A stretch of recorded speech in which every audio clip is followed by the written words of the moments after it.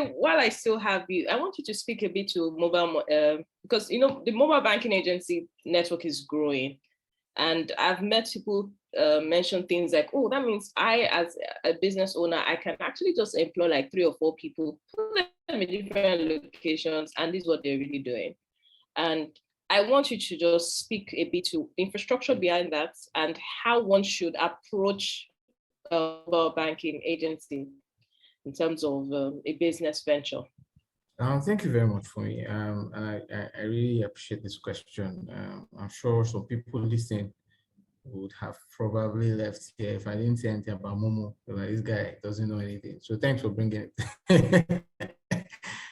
Because it's one of the developing areas, emerging areas of opportunity, in the telco space. And if you look at the contribution of Momo, mobile money, to the books, if you look at an MTN, even Airtel Africa, if you look at their annual report, it's huge amounts, like really, really huge amounts. So it definitely is an emerging area of opportunity. And of course, the agent network is what really keeps it going. That's the heart and soul of that, of that business. So, and of course, looking at how it started, Safaricom in Kenya and all that, it's kind of like really struck a chord with us here in Africa, and the way we approach, financial services, do those little transfers, having to send money to your relatives, in rural areas and all that. So it's a really good area to look into. Another thing to call out to, we just talked about a lot of unregulated environment. I think that's one of the areas that is actually quite regulated. The truth is, if you look around, another very growing business, I think any corner you look at now, there's some POS service operator, those guys that are like your informal ATMs. You give them your card, they deduct the fee, they give you the cash and all that. That space is actually not well regulated, it's part of that whole Momo type network. But you see, if you plug into the telco structure, because they have licenses from the central bank, and it's on the back of that deploying these networks. So in terms of the risk, it's kind of low risk. It's risk that some policy will significantly disrupt what you're doing, except, it's a very big about face from the CBN. Otherwise, you're in a safe space in terms of the infrastructure that powers it, and the entire ecosystem you're engaging with. The banks obviously are not particularly excited. It's competing with the services they provide to us, right? And that's what makes it more interesting.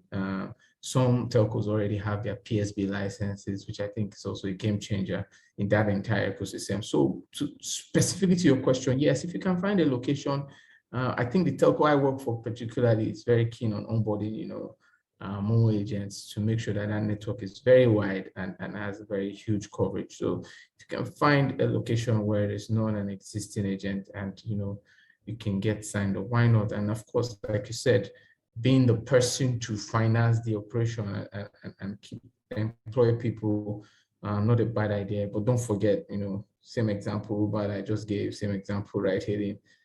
You have to do your calculation well in terms of people, the people that are going to manage. It's lower risk here of people cutting away your money. I don't know how to put it, or not delivering as agreed. It's just whether you can keep them happy enough to go there every day and put in the work, knowing that they're going to remit to you as opposed to it being theirs.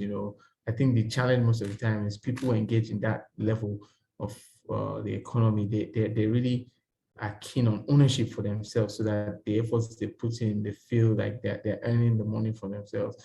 When they have to remit is where people get a bit disgruntled, and so here you might just have a lot of high turnover. I think your money is safe mostly, but other than that, I think it's a space people should actually look into. If you're looking at telco, that emerging fintech convergence that is happening in telco is a very good space to listen and to look into. And if you can find a way to plug in there, it will be great. Thank you for me.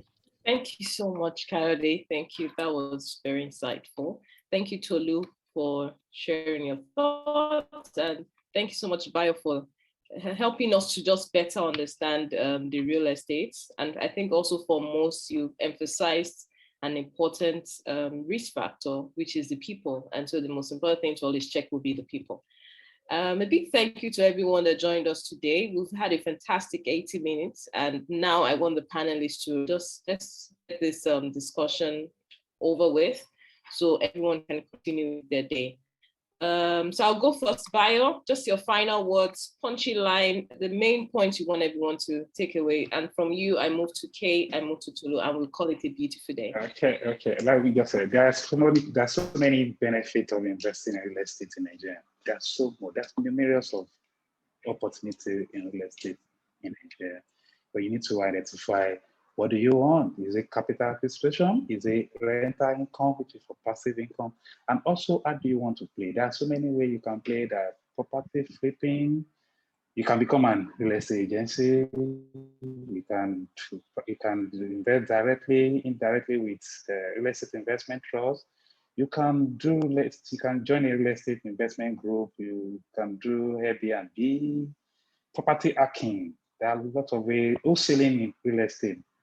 It's something you can learn and you can also invest. We, as a company, we do more of investment in rental income property and development for capital appreciation. So how we advise that you need to know, why do you want to invest back in Nigeria? Why do you want to buy? Why? Those are the first questions you need to ask yourself before you can even decide on any investment opportunity. Here in Nigeria, know why you're buying and for what purpose. Thank you very much. Thank you so much, Bayo. So I like that. Yeah. You have to be clear on to why you are investing in real estate. And I think that might also apply to almost any asset class. Why are you investing in this? When do you also need your returns? And for what future spend are you connecting that investment to? Kay, let's hear your final thoughts as we wrap up. Thank you very much for me. I mean, it's been a very wonderful session. And while I was thinking about, putting my notes together, I had something came to my mind, and that's what I'll share as I go now. To invest, I mean, we all know what's going on in the country. So to invest in Nigeria, I think now you have to either be, a very big optimist, or just ignorant of, the macro indices, But also, and I hope that's what we've succeeded in doing today on this call, if you know the industries or subsectors where they're doing quite well, and where you can't go wrong, where investors are happy to make cash available, then yeah, those are the places you should be looking at. And I think have this inflationary period until things stabilize. So those are my parting words, and I hope you guys all have a great weekend. Thank you for me, and thanks everyone. Thank you so much, Kay. Tolu, final words from you. Okay, thank you very much for me. Thank you, Kay and Bayo. It's been interesting. And what I will talk about, we just talk on the two other sectors. I think what we've learned on this call is that is a framework for thinking about investing. One is that don't keep your money in the bank account thinking that you're saving. Do something a little more active about the significant chunk of the funds you're not spending. If you expect the money to be worth almost the same thing or even much more when you need to spend it 3-5 years down the line. That's the first thing. And when you're investing, right, think about your environment. Think about the country where where you operate, right?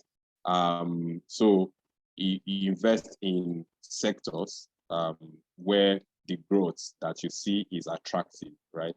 And don't take a top-down look at it. You have to look critically into sectors. So we've said that, real estate may not be doing well, but we know that some sectors of real estate are doing fantastically well. Industrial, like Fire said. And that sector that I think people don't talk about quite often is the farmland, right? You buy farmland itself, and then you lease it out. You buy farmland, you develop it a little, and then you lease it out. It's low risk, potentially high returns, right? So, but if you play into other sectors of agri, it may be a little more difficult and not challenging, right? I'll also touch on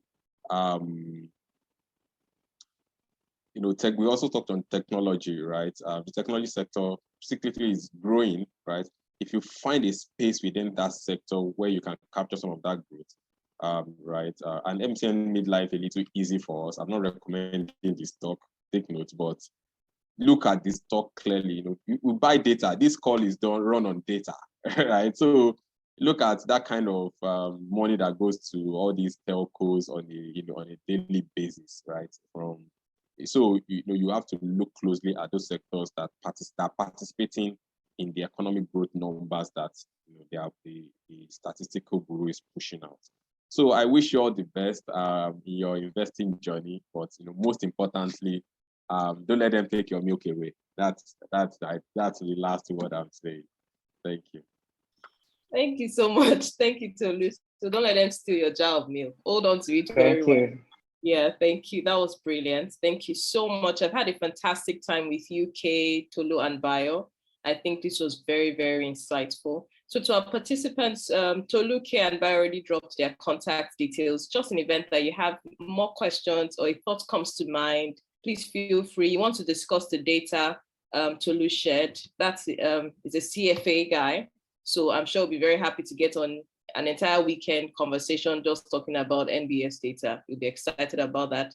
Kay is a strategist at heart. So if you want to discuss the opportunities he mentioned, he could speak a bit more into things you should look at and how you could look at your structure. And Bayo is a full-time real estate person who looks at the risk and tries his best to help people balance everything out. And finally, if you have general questions, you can reach out to Ecofina. Philip just dropped the email address. He does a lot of investment advisory driven mainly by research and a bit of PE, which we call private equity too. So we can all consider that. I'll say a big thank you to the panelists. This was a beautiful conversation, a good way to spend our Saturday. And thank you to everyone joining us across the globe. It was a wonderful time with you guys. So let's call it a beautiful day, and watch out for the next episode, which usually we'll send out via our newsletters, and expect a replay link so you can go back to YouTube and play it in case you missed it or you want to share a part of this discussion with anyone. Thank you, everyone. Please have a wonderful day. And so from me, Fumi Okubanjo, I say bye. Bye, Fumi. Thank you very much. Bye. Bye, Okay. Bye. Yeah. Bye, everyone. Thank you, Fumi. Thank you, everyone. Thank you, Tolu. Thank you.